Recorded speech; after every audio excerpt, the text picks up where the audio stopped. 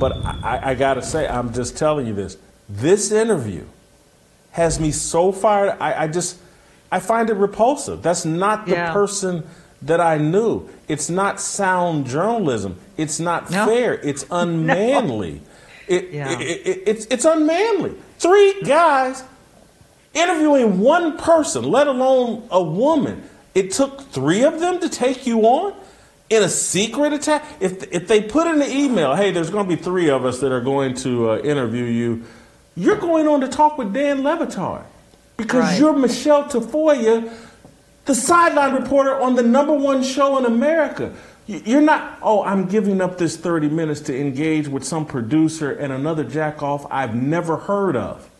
You know what? Are you kidding me? I know. You know what?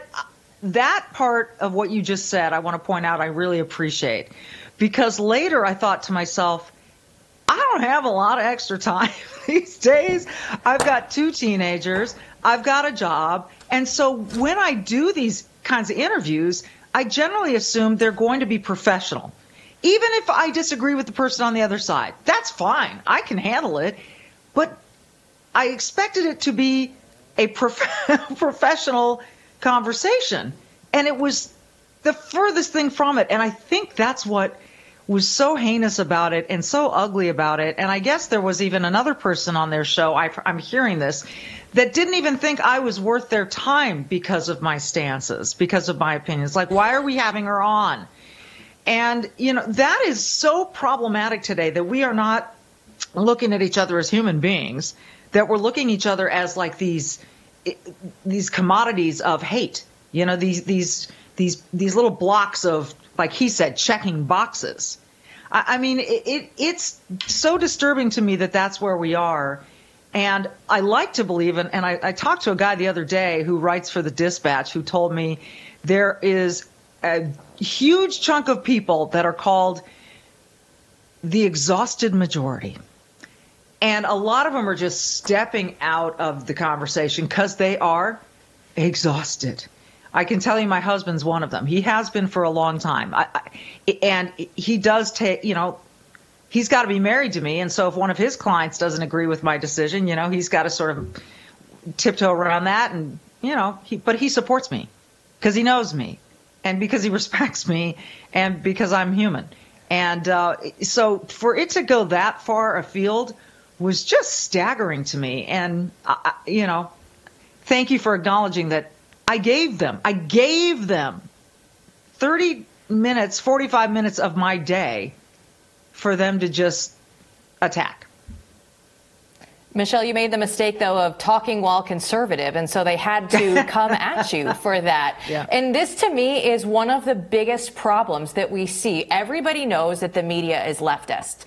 The sports media is more leftist than the overall media, and they never have any checks and balances on them. So if there is 1 or 2 of us that do step out, this is what's going to happen. And it's not fair. It never should happen this way, but this hopefully will be the first instance where we actually see some pushback on this.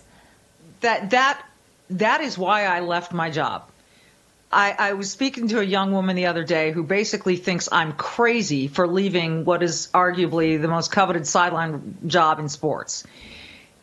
And I made this decision years ago. This wasn't this year that I made this decision in 2018, that I saw a country starting to fray. I wanted to be able to talk about it. I wanted to be able to be open about my thoughts about it. But I respected the image of Sunday Night Football. They didn't want to court controversy. They asked me they never stopped me from doing anything. I've spoke at conservative events. I've emceed conservative events. They never quashed that. I want to make that really clear. But when I started entertaining the idea of a podcast, they asked, can you just hold off? We agree with 95% of what you're saying, but we just don't want to bring this on to Sunday Night Football. You know what? I respected that because that's a company with a product, which is Sunday Night Football, that does extraordinarily well for the company. And I'm part of that product. And I didn't want to bring shade to that. So I said, yes, I will hold off. Here's my notice. And that was 2018. I thought 2019 was going to be my last season. They asked me to get them through 2020 with the Super Bowl. Our Super Bowl got pushed to 2021, the 2021 season. So I hung in there. And so, but this is what I wanted to do. I feel that we need some sane voices. I don't think of myself as what those people think of me. I think of myself as very common sense, middle ground, representing a lot of people who are afraid to talk. They're afraid to post on their Facebook page or Twitter because they're afraid of that backlash. I'm not afraid. I've been through it. I'm not afraid. And someone's got to stand up and say, I'm not apologizing for this opinion. I'm not afraid of you. You can bully me all you want. You can try to silence me. I'm still going to talk.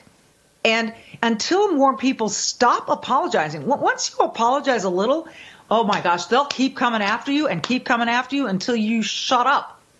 That's what the real left, I'm not talking about actual liberalism and all Democrats. I'm talking about the left really wants. They want us to all shut up. They want to bully us and scare us into shutting up.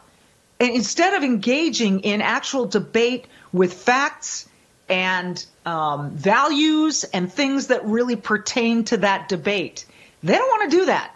It's either because they're too lazy or because they don't have the facts on their side or a combination thereof. So they just show up with bullhorns and they yell until you shut up. They yell until no one can hear you. That's not America.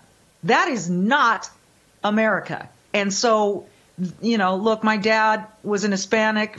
His family immigrated here started in Spain, down through Peru, came up. He always taught me I lived in the greatest country in the world, and I still believe that. With the faults and imperfections that every country on God's green earth has, and we've had ours, and we still have ours, but we're still the freest nation, and unless we keep apologizing and being cowed by this left heavy-handedness.